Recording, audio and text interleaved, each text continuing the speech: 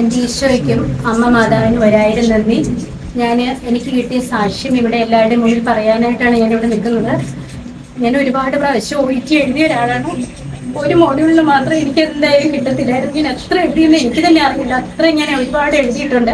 ഇപ്പം എനിക്കത് നന്നായിട്ടാണ് തോന്നുന്നത്. കാരണം ഞാൻ അങ്ങനെ ആയില്ലായിരുന്നെങ്കിൽ എനിക്ക് ഇവിടെ വരാനും ഈ പ്രാർത്ഥനാ ഗ്രൂപ്പിൽ പങ്കെടുക്കാനും ഒന്നും ഒരിക്കലും ഒരവസരം എനിക്ക് കിട്ടില്ലായിരുന്നു.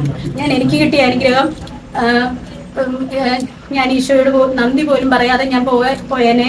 പക്ഷെ എനിക്കിത് തന്നത് എൻ്റെ ഈശോയ്ക്ക്, എൻ്റെ അമ്മ മാതാവിനും ഒക്കെ ഒരുപാട് നന്ദി. മറ്റുള്ളവർക്ക് ഒരു സാക്ഷ്യമായിട്ട് നിൽക്കാനായിട്ട് എനിക്ക് സാധിച്ചു. എന്നെ പോലെ ഈ ഗ്രൂപ്പിൽ ഒരുപാട് പേര് കഷ്ടപ്പെടുന്നവരുണ്ട്. അവർക്കൊക്കെ ഇതൊരു വലിയ സാക്ഷ്യമാണ്. എൻ്റെ ഒരു സാക്ഷ്യം ആരും ഇതിനു മുമ്പ് പറഞ്ഞിട്ടുണ്ടോ എന്ന് എനിക്കറിയില്ല, OET കിട്ടിയ കാര്യം. പക്ഷെ ഞാൻ എല്ലാവരുടെ മുമ്പിൽ തുറന്നു പറയാനായിട്ട് ആഗ്രഹിക്കുകയാണ്.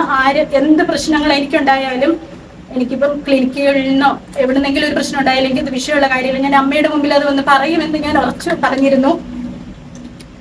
അത് ഞാൻ എത്ര എഴുതിയെന്ന് എനിക്ക് അറിഞ്ഞുകൂടാ.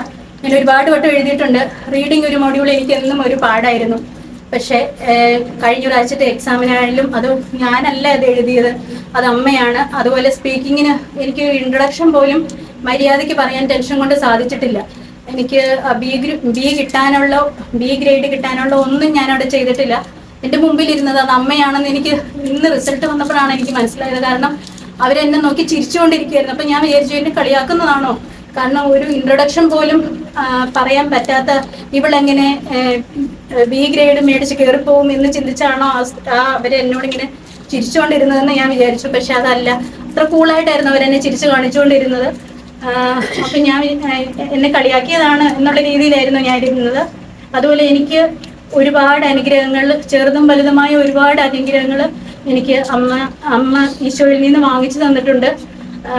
ഞാൻ ആദ്യമായിട്ട് ഉടമ്പടി എടുത്തത് തീർത്ഥാടന ഉടമ്പടിയാണ്. അത് 2022 എൻ്റെ ഹസ്ബൻഡിന് വേണ്ടിയിട്ടാണ് എടുത്തത്. ഹസ്ബൻഡിന് അൾസറേറ്റീവ് കൊളൈറ്റിസ് ആയിരുന്നു. എനിക്ക് സാക്ഷ്യം പറയാനായിട്ട് പറ്റിയിട്ടില്ല. സർജറി വേണമെന്ന് പറഞ്ഞിരുന്നു. പാർഷ്യൽ കോളക്ടമി വേണമെന്ന് പറഞ്ഞു. Stool form ആകുന്നില്ലായിരുന്നു.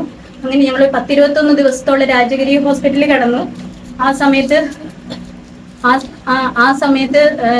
ഞാൻ എൻ്റെ ഒരു ഫ്രണ്ട് വഴിയാണ് ഞാൻ ഈ ഉടമ്പടിയെ പറ്റി അറിഞ്ഞത്.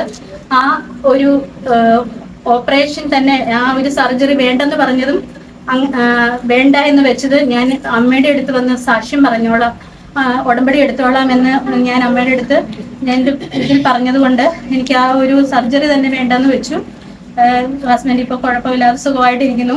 മെഡിസിനൊക്കെ കഴിക്കുന്നുണ്ടെങ്കിലും ഒരു 6 മന്ത് കഴിയുമ്പോൾ എന്തായാലും ബ്ലീഡിങ് ആകുമെന്ന് പറഞ്ഞിരുന്നു. എങ്ങനെയായാലും ബ്ലീഡിങ് വരും, അത് മെഡിസിൻ കഴിച്ചുകൊണ്ടിരിക്കണമെന്ന് പറഞ്ഞു. ഇപ്പം 2 വർഷമായി.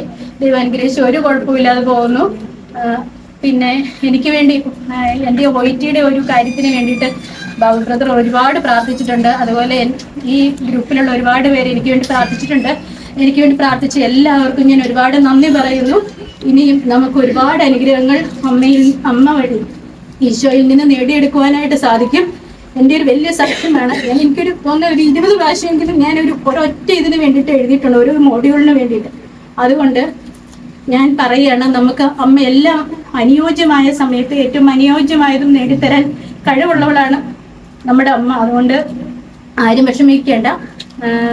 ഇത് ചെയ്ത് എനിക്ക് നേടിത്തന്ന അമ്മയ്ക്കും ഈശോയ്ക്കും 1000 നന്ദി.